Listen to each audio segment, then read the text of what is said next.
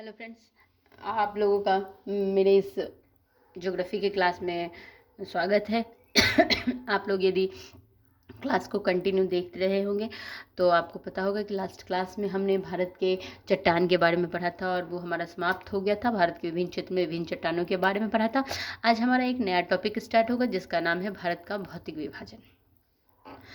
तो सबसे पहले हम देखेंगे कि भारत का भौतिक विभाजन का क्या अर्थ है। तो भौतिक विभाजन का सामान्य अर्थ प्राकृतिक विभाजन है, अर्थात भौतिक प्राकृतिक बनावट के आधार पर विभाजन करना ही भौतिक विभाजन है तो कहलाता है। जैसा कि स्पष्ट है एक्सक्यूज मी स्पष्ट है कि भौतिक विभाजन का अर्थ है कि भारत है, आप देख रहे हैं भौतिक रूप से, आप फिजिकल रूप से अगर इसको हम बांटते हैं इन द सेंस कि इसका दक्षिणी भाग को अलग से पढ़ते हैं, पूर्वी भाग को अलग से पढ़ते हैं, पश्चिमी भाग को अलग से पढ़ते हैं फिजिकल रूप से, तो इसे ही कहते हैं भारत का भौतिक विभाजन। और ये ऐसा हम क्यों करते हैं, तो ये हमारे लिए आसान हो जाता है भारत को जानने के लिए कि इसके किस क्षेत्र में किस तरह से ये अलग है या फिर कहाँ समानता है। तो इस आधार पर हम इसे फिजिकल डिवीज़न है 5 प्रकार से इसे बांटेंगे, जिसमें से कि सबसे पहला होगा दक्षिण का पठार, दूसरा होगा तटीय प्रदेश, और फिर तीसरा उत्तर का पर्वतीय प्रदेश, चौथा उत्तर का विशाल मैदान, पांचवा होगा हमारा द्वीपीय क्षेत्र। ठीक है, सबसे पहला दक्षिण का पठार, तटीय प्रदेश, उत्तर का पर्वतीय प्रदेश, उत्तर का विशाल मैदान, पांचवा जो है वो द्वीपीय क्षेत्र है। फिर वहीं तटीय प्रदेश को हम 2 भागों में बांटेंगे, पश्चिमी और पूर्वी। इसी डिवीजन को हम अब मैप पर देखेंगे। ये हमारा भारत का मैप है। अब देखिए फ्रेंड्स, मैं आपको दिखाती हूँ। ये सबसे पहला हमने क्या पढ़ा था, दक्षिण का पठार। तो दक्षिण का पठार में हमारा ये एरिया आ जाएगा, ये जो पर्पल वाला है ये मैंने आप लोगों के लिए बनाया है। ये अगर हमें समझने के लिए बहुत आसान होता है। मैं अगर सिंपली आपको ये कॉपी दे दूँ तो मैंने कॉपी को इस तरह से डिज़ाइन किया है कि सामान्य स्टूडेंट भी अगर एक बार इसे पढ़े तो वो उसे बहुत आसानी से समझ में आ जाएगा। और देखिए दक्षिण का पठार हमने यहाँ लिखा है, ये पर्पल वाला एरिया जो है वो दक्षिण का पठार है। ठीक है, फिर है दूसरे नंबर पे है तटीय प्रदेश। अब तटीय प्रदेश कौन सा, ये जो पिंक वाला जो है वो तटीय प्रदेश है। ठीक है, तट वाला भाग है तटीय प्रदेश हो गया। इसे भी हमने 2 भागों में बांटा है, पश्चिमी पूर्वी। ये भारत के पश्चिमी साइड वाला जो है वो पश्चिमी हो गया, पश्चिमी तटीय प्रदेश, और ये पूरब वाला जो हो गया वो पूर्वी तटीय प्रदेश हो गया। आगे बढ़ेंगे, उत्तर का पर्वतीय प्रदेश मतलब ये हिमालय वाला भाग, ये जो ब्लैक कलर की है वो क्या है, उत्तर का पर्वतीय प्रदेश। कलर भी हमने अलग रखा है, जो भी ब्लैक वाला एरिया है वो उत्तर का पर्वतीय प्रदेश है। चौथा है उत्तर का विशाल मैदान। ये देखिए ये ग्रीन वाला एरिया जहाँ तक जा रहा है वो क्या है, उत्तर का विशाल मैदान।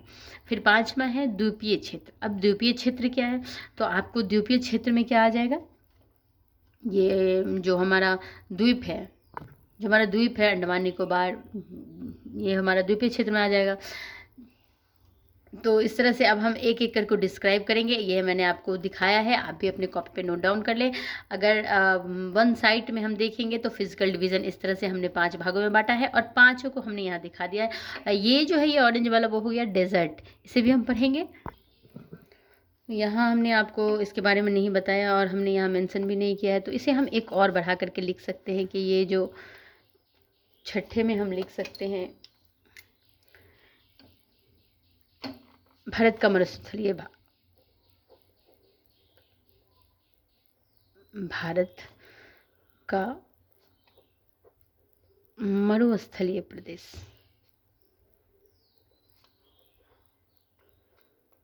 भारत का मरुस्थलीय प्रदेश, तो एक पॉइंट हमने और बढ़ाया। ये देखिए ये फ्रेंड हम अपने आसान भाषा में पढ़ने के लिए इसे हम बांट करके पढ़ते हैं।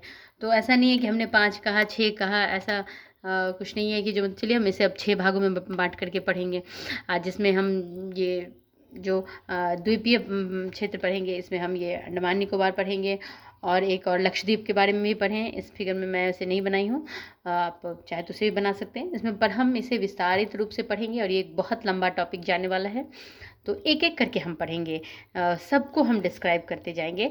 अब छठे में आप ऐड कर लेंगे भारत का मरुस्थलीय प्रदेश, जिसमें कि ये राजस्थान वाला भाग आ जाएगा। ठीक है, तो आज हम एक शुरू करते हैं कम से कम दक्षिण का पठार।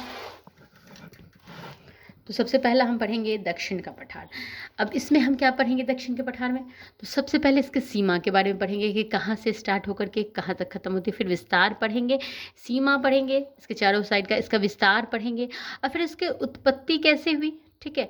अब इसकी विशेषता क्या है और इसका महत्व क्या है, ये 5 फैक्टर होंगे जो कि हम इस सारे पॉइंट्स के बारे में पढ़ेंगे। जो 5-6 हमने फिजिकल रूप से जो डिवाइड किया है भारत को, दक्षिण का पठार, तटीय प्रदेश, उत्तर का पर्वतीय प्रदेश, उत्तर का विशाल मैदान, द्वीपीय क्षेत्र और भारत का मरुस्थलीय प्रदेश, इन सब के लिए हम अलग अलग से जो सब टॉपिक में पढ़ेंगे वो होगा सीमा, विस्तार, उत्पत्ति, विशेषता, महत्व। ये 5 टॉपिक, ये 5 सब टॉपिक हम पढ़ेंगे इन सब टॉपिक का। तो सबसे पहले हम दक्षिण का पठार में पढ़ेंगे सीमा। सीमा के बारे में पढ़ेंगे कि अब इसकी सीमा कहाँ से कहाँ तक है। उत्तरी पश्चिमी सीमा क्या है इसकी? उत्तरी पश्चिमी सीमा अरावली है। ये हम पढ़ रहे हैं, सबसे पहले पढ़ रहे हैं कि दक्षिण का पठार। तो दक्षिण के पठार में हम ये वाला पढ़ेंगे, ये एरिया मैंने आपको मैप में दिखाया था। अब ये वाला एरिया है दक्षिण का पठार, है ना। तो दक्षिण के पठार में जो है इसका विस्तार क्या है, उत्तर और पश्चिम वाला क्या है, तो ये है अरावली। उत्तरी सीमा क्या है, विंध्यन तथा छोटा नागपुर का पठार। विंध्यन तथा छोटा नागपुर का पठार ये एरिया जाएगा, है ना। तो उत्तरी सीमा जो होगी वो विंध्यन और छोटा नागपुर का पठार होगा। उत्तरी पश्चिमी जो होगी वो अरावली होगी, ठीक है। आप हमारे द्वारा बनाए गए मैप में देखिए, ये देखिए, ये है दक्षिण का पठार। ये उत्तर पश्चिम जो होगा वो विंध्यन और छोटा नागपुर का होगा पठार, ठीक है। और ये उत्तर पश्चिम वाला जो इसकी सीमा होगी वो अरावली होगा, ठीक है। तो सीमा हम देख लिए। अब उत्तरी पूर्वी सीमा देखेंगे। उत्तर और पूरब की जो सीमा होगी वो राजमहल की पहाड़ियाँ होगी, राजमहल की पहाड़ियाँ। फिर इसकी पश्चिमी सीमा जो होगी वो पश्चिम घाट पर्वत होगी, ठीक है। पूर्वी सीमा पूर्वी घाट, दक्षिणी सीमा नीलगिरी पर्वत या कन्याकुमारी। ये देखेंगे इसकी दक्षिणी सीमा, यहाँ हम देखेंगे ये यहाँ से तो हमारा तटीय प्रदेश शुरू हो रहा है, तो ये वाला इसका दक्षिणी जो होगा वो नीलगिरी पर्वत होगा या कन्याकुमारी होगा, ठीक है। और इसकी पूर्वी सीमा जो होगी वो पूर्वी घाट होगी, पश्चिमी सीमा पश्चिमी घाट होगी, ठीक है। और उत्तरी पूर्वी सीमा ये वाला राजमहल की पहाड़ियाँ होंगी, ठीक है।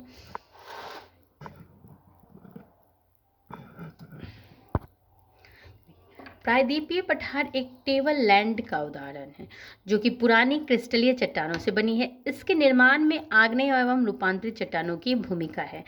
अब इसका निर्माण कैसे हुआ वो हम पढ़ें कि इसकी उत्पत्ति कैसे हुई।